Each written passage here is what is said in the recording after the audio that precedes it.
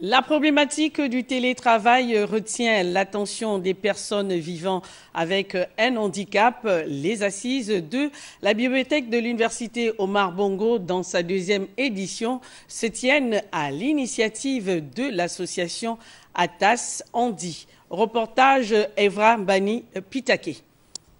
Favoriser l'insertion professionnelle des personnes vivant avec un handicap à travers le concept de télétravail, c'est l'intérêt de ces assises. L'objectif de ce forum, c'est de trouver ensemble avec les acteurs de l'emploi et du handicap des solutions pour l'emploi des personnes avec un handicap.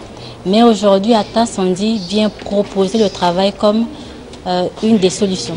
Je pense que l'initiative d'Atas Handi est non seulement encouragée, il faut multiplier ce type de rencontres.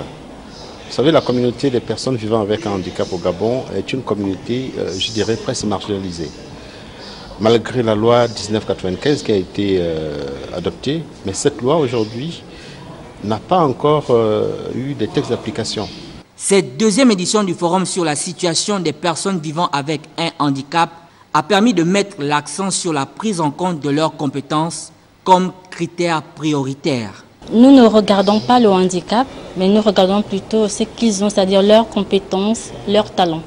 Donc en fonction des domaines, il y aura des évaluations qui seront faites.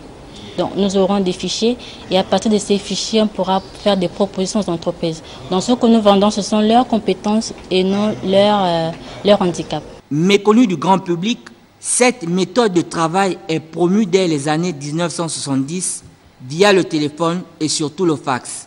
Dans les années 2000, il devient un véritable projet organisationnel s'inscrivant dans une stratégie d'entreprise.